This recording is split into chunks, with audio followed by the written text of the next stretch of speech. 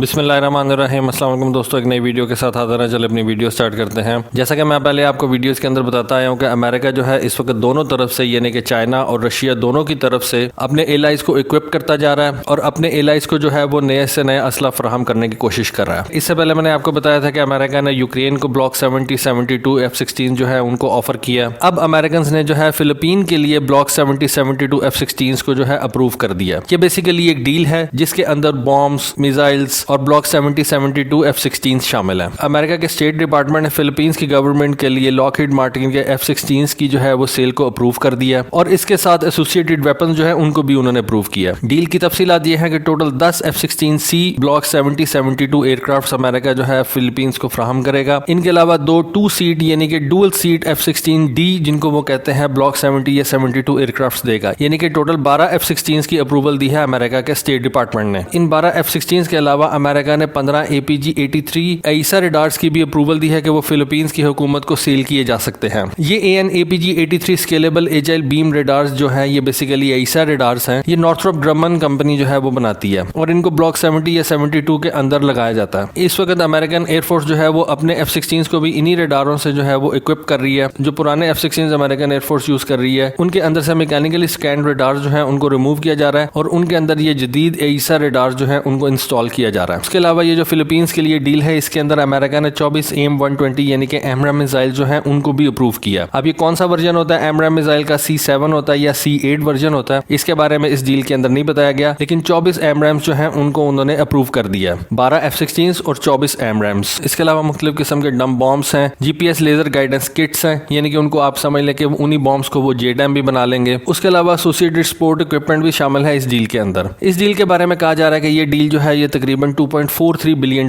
की है। ये तो वो डील है जो इस वक्त अमेरिका ने फिलीपींस को ऑफर की है, या इस डील के ऊपर आप कह सकते हैं कि अमेरिकन स्टेट डिपार्टमेंट ने अप्रूवल दे दी है। लेकिन फिलीपींस जो इस वक्त अमेरिका से डेफिनेटली बाय करने जा रहा है 24 साइडवाइंडर मिसाइल हैं। ये कौन से मिसाइल्स होंगे? ये AIM-9X यानी कि ब्लॉक 2 साइडवाइंडर मिसाइल्स होंगे। उसके अलावा 12 harpoon block 2 anti ship missiles होंगे और ये जो 24 साइडवाइंडर्स फिलीपीन लेने जा रहा है इनकी प्राइस जो है वो तकरीबन $42.4 मिलियन है और ये जो 12 harpoon block 2 anti ship missile लेने जा रहा है इनकी जो प्राइस है वो तकरीबन $120 मिलियन है। अमेरिका ये जो अपने ब्लॉक 70 और 72 F-16 है ये एशिया पैसिफिक के मुख्तलिफ ममालिक को सेल भी कर चुका है या उनके F-16 को इस कॉन्फ़िगरेशन के ऊपर अपग्रेड कर चुका है। ब्लॉक 70 और 72 लेने वाले ममालिक के अंदर सिंगापुर, साउथ कोरिया और ताइवान शामिल है और अब अमेरिका ने ये ब्लॉक 70 और 72 एयरक्राफ्ट जो है वो फिलीपींस को भी ऑफर कर दिए हैं। अब आप देखेंगे इस वक्त अमेरिका जो है वो चाइना के गिर्द घेरा तंग करता जा रहा है। खुद भी वो वहां पे मौजूद है, उसके अलावा उसने सिंगापुर, साउथ कोरिया, ताइवान और अब फिलीपींस को भी ये जहाज जो है देने का फैसला कर लिया। तो इससे चाइना के लिए जो है वो प्रॉब्लम्स बढ़ेंगी।